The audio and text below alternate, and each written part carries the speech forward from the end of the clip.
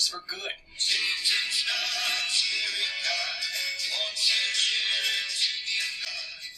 কি দেখতে পাচ্ছেন যে সাইটানিক টেম্পল তারা বলছে যে শয়তান কোনো স্কেয়ারি গাই না, সে কোনো ভয়ের কিছু না, সে আরো বরং তোমাকে দয়ালু হতে শেখাচ্ছে। বুঝছেন মানে তারা কি করছে এবং এটা কোথায় শেখাচ্ছে, আমি দেখাচ্ছি আপনাদেরকে রিপোর্টস গুলা।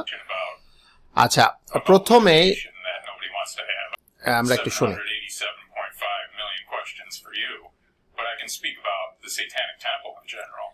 Okay, so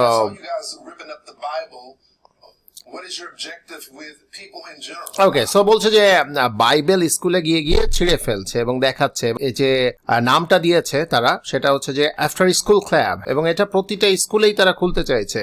সেখানে কি শেখানো হচ্ছে, যিনি আসলে উপস্থাপক তিনি যখন লুসিয়ান গ্রিপসকে জিজ্ঞাসা করছে যে আপনারা যে বাইবেলটা সেখানে ছিঁড়ে ফেলছেন এটার অবজেক্টিভটা কি, তো তিনি তখন সেখানে উত্তর দিয়েছেন যে আমরা আসলে চাইছি কি যে মানুষ যেন নিজের উপর নিজের একটা স্বায়ত্ত শাসন চলে আসে, অর্থাৎ সে কোনো এমন কিছু না করে যে সে যেন কোনো ধর্মীয় অনুশাসনের বেড়াজালে আবদ্ধ না হয়, সে একটা ফ্রিডম পেয়ে যায়, মুক্তি পেয়ে যায়, অর্থাৎ তার কোনো কিছু থাকবে না, তার কোনো ভ্যালুস থাকবে না, কিছু থাকবে না, সে যেটা চাইবে সেটা করতে পারবে, অর্থাৎ এত ধরাবাঁধা নিয়ম থাকবে কেন। এবং অ্যাট দি সেম টাইম সেখানে বলছে যে শয়তানকে যেটা আসলে বোঝানো হয় শয়তান আসলে সেরকম কিছু না, তোমরা যদি ভালো কিছু করতে চাও শয়তানকে ফলো করো এবং শয়তান তোমাদের অনেক অনেক কিছু দিতে পারে।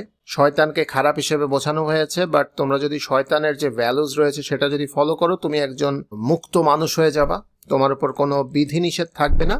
এই কাজটায় কেন এত এত মানুষ ভিড়ছে এবং একেবারে শেষ সময়ে এসে কেন এইটা অনেক বেশি জনপ্রিয় হবে, আপনি একটু চিন্তা ভাবনা করে দেখেন যে প্রত্যেকটা ধর্ম সেটাই কিন্তু মানুষকে বলবে যে এটা করো এটা করো না, আদেশ নিষেধ থাকবে। আপনাকে আজকে বলে দেওয়া হলো যে আপনি যা খুশি তাই করতে পারবেন, আপনাকে কোনো বাধা দেওয়া হবে না, আপনি চুরি করেন, ডাকাতি করেন, মিথ্যা বলেন, নারী নির্যাতন করেন, যা কিছু করেন, ওকে, ইট ডাজন্ট ম্যাটার। আপনার প্রথমত এটা ভালো লাগবে কিনা, অধিকাংশ মানুষেরই প্রথমে ভালো লাগবে, আরে যা খুশি তাই করতে পারবো। সো এই জায়গাটা আসলে মূলত সেটাই শেখানো হচ্ছে যে ওকে, সো তুমি যা খুশি তাই করো। এবং এখানে আরেকটা ভয়াবহ ব্যাপার যে এই বিভিন্ন কমিকের মাধ্যমে স্কুলে যখন শেখানো হচ্ছে যে শয়তানকে আসলে কালো নাকি সাদা নাকি, এখানে আবার বলছে যে সে গেই কিনা, তার মানে শয়তানের যে ক্যারেক্টারিস্টিক সবকিছু শেখানো হচ্ছে, একই সাথে বলা হচ্ছে যে শয়তান একজন ভালো লোক, তার কোনো খারাপ কিছু নাই, সে তোমাকে ভালোর দিকে নিয়ে যাবে, তুমি তাকে যেভাবে চিনছো সে আসলে তা না।